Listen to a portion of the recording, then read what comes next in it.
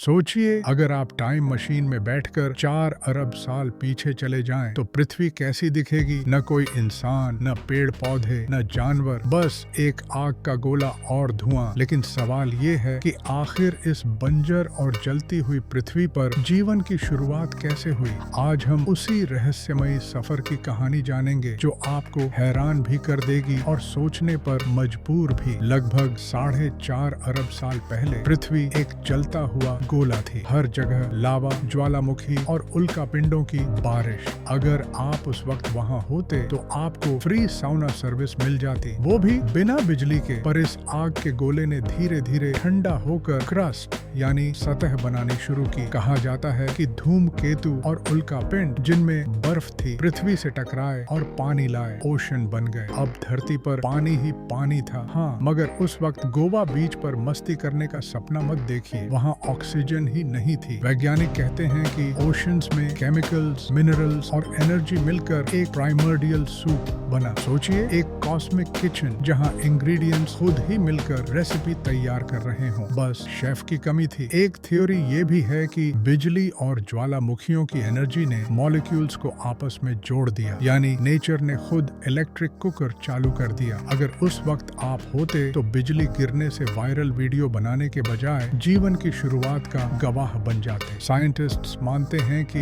DNA से पहले RNA आया। ये छोटे छोटे मॉलिक्यूल्स खुद को कॉपी करने लगे, यानी पहला फोटोकॉपी मशीन नेचर ने बनाया। कॉपी पेस्ट सिर्फ इंसानों की आदत नहीं है, जीवन की शुरुआत भी इसी से हुई थी। धीरे धीरे ये मॉलिक्यूल्स सेल वॉल में पैक होकर प्रोकैरियोट्स यानी पहला सेल बने। वो छोटे थे, लेकिन इनके बिना आज हम कीबोर्ड पर टाइप भी नहीं कर पाते। तो अगली बार सेल फोन यूज करो तो याद रखना, सेल की असली कहानी अरबों साल पुरानी है। करीब 3 अरब साल पहले कुछ सेल्स ने सूरज की एनर्जी यूज करना सीखा, यानी पहला सोलर पैनल पृथ्वी पर यहीं लगा। इनकी वजह से ऑक्सीजन बननी शुरू हुई। तो असली ऑक्सीजन सिलेंडर उन्हीं टिनी सेल ने हमें गिफ्ट किया। जब ऑक्सीजन बढ़ी तो पुराने सेल्स मारे गए। हाँ, उस वक्त भी पोल्यूशन प्रॉब्लम थी, लेकिन उल्टी ऑक्सीजन इतनी ज्यादा हो गई कि कई स्पीशीज सरवाइव ही नहीं कर पाई। नेचर का पहला मास ले ऑफ यहीं हुआ। करीब 6 मिलियन साल पहले छोटे छोटे सेल्स ने टीम बनाना सीखा, यानी पहली बार मल्टी सेल्यूलर ऑर्गेनिजम्स आए। इस टीम वर्क ने ही आगे चलकर इंसान को व्हाट्सएप ग्रुप बनाने का टैलेंट दिया। 540 मिलियन साल पहले